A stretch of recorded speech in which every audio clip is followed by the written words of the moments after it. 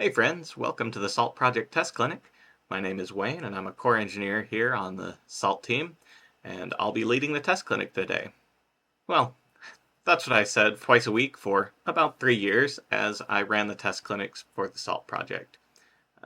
If you haven't heard of the Salt Project, if you're not sure what um, it is an automation framework that is typically found within the server automation world. So if you have one server, two servers, five servers, um, you can probably do that by hand without too much issue.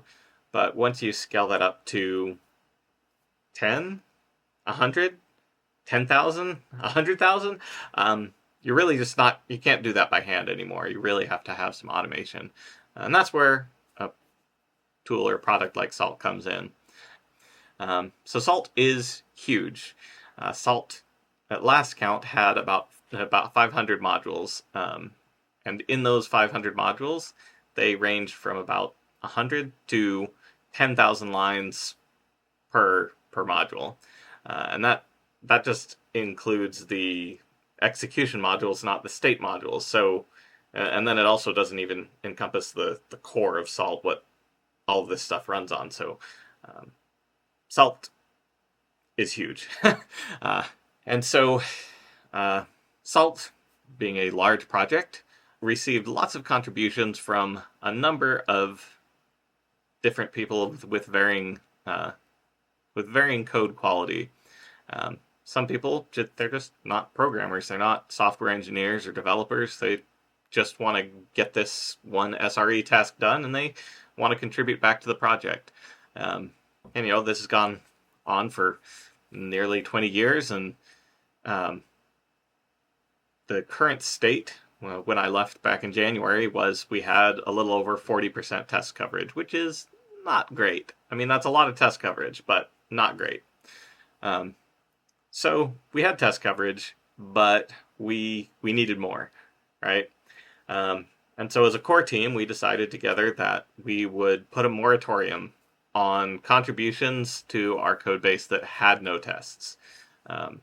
We're just getting too many contributions, and the state of the code was such that we really had to do that. We had to say, look, let's stop.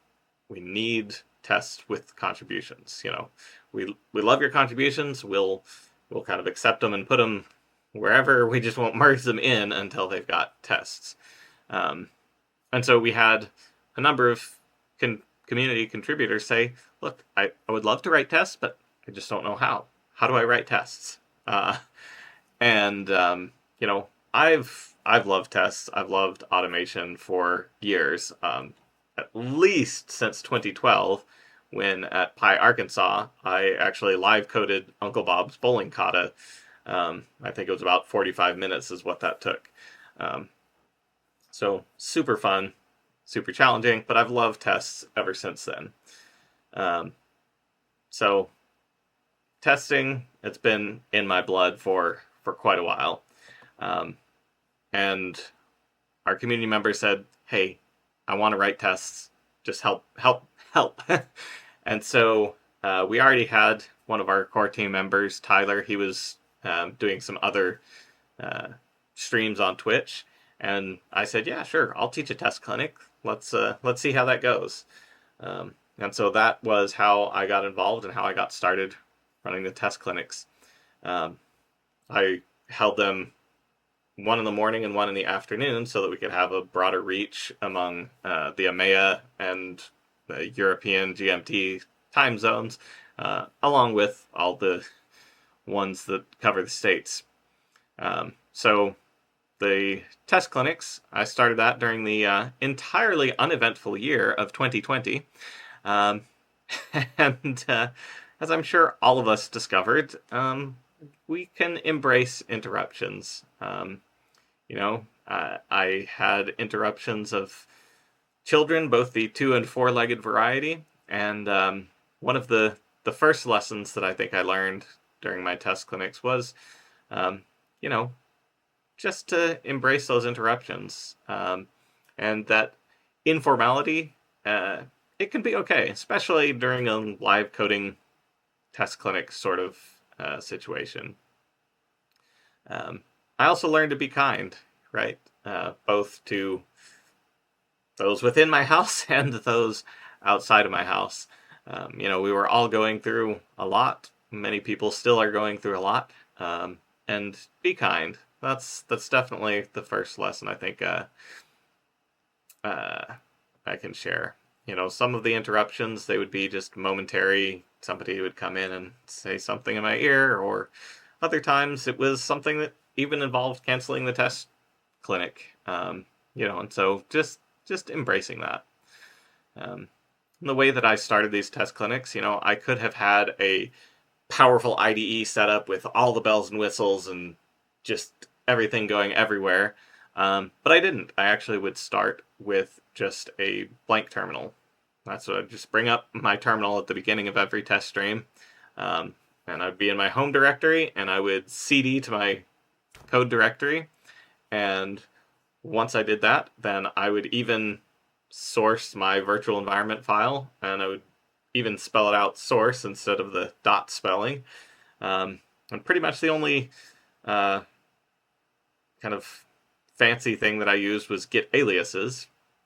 Now, speaking of Git, how many of you have written or seen Git commit messages like these? And I'm going to read these because they're pretty amazing.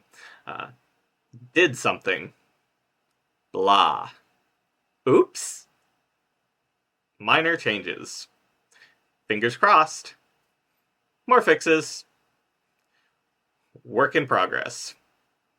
YOLO!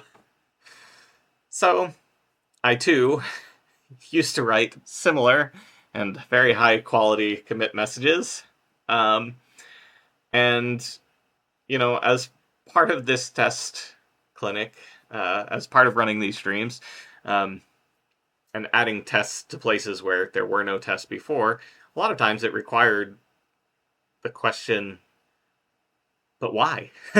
Why is this code written this way? Is there a reason for it?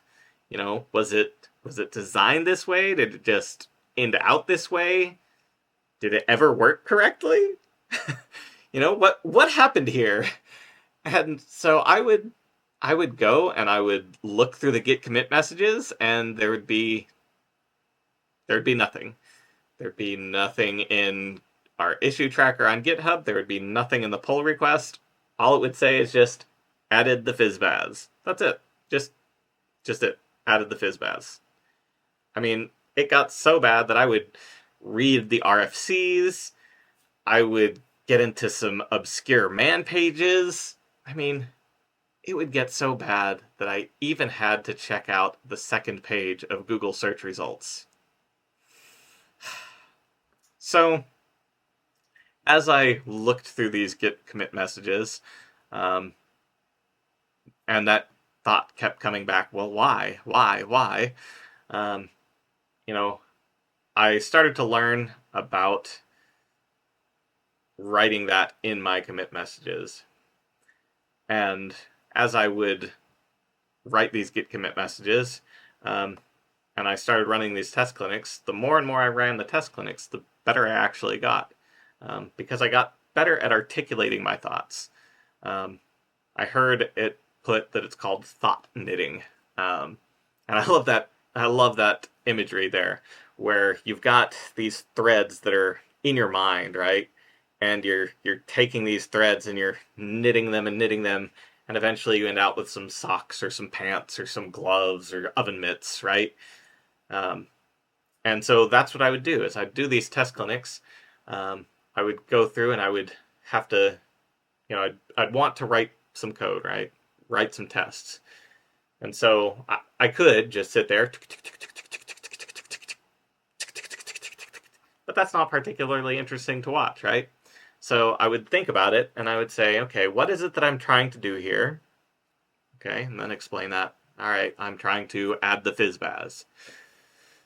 I say, okay, well, why am I trying to add the fizzbaz? Well, I'm trying to add the fizzbaz because we had a feature request for it, or it's a bug report, and that bug is that there is no fizzbaz, and we need that. We just have a fizzbuzz, and so we've got to make this change. And so I'm going to make this change in this particular place, not this other place, because, and I would go through and I would knit my little thoughts. And as I went through this process, as I explained what it was that I was thinking in my mind, when I explained it out loud, it became incredibly trivial to just write that down as my git commit message. And these messages got much better and much longer because I was starting to explain the why. I'd just spent 2 hours explaining why I was writing things this way, and now I just have to write it down again. So it was much easier to do that. We think a lot that writing code is communicating with the computer, right? I've got an idea and I want the computer to do this, and then everything as well. But honestly, that's not often the case. Really what we're doing is we're communicating with other people. It may be future you that you're communicating with, but we're actually communicating with other people. That's why we write code in Python and not assembly or Java, right? It's because we want to communicate with other people. We want other people, even if it's just, again, future us, we want to be able to take our code and look at it and go, oh, this is what they meant. And so the final lesson that I learned with the test clinic here is that there must be a reason. When I first started programming, all of the time I would have the thought, and even utter the phrase, this is impossible. What in the world? There's no possible way that the computer can be doing this thing, this behavior that I'm observing. It's absolutely, utterly impossible. It's a human reaction, I think, because, we really just want things to work the way we meant for them to work. But if we don't tell the computer what we actually meant, the computer's going to do something different. And so that's where it boils down, or what it boils down to, is there must be a reason.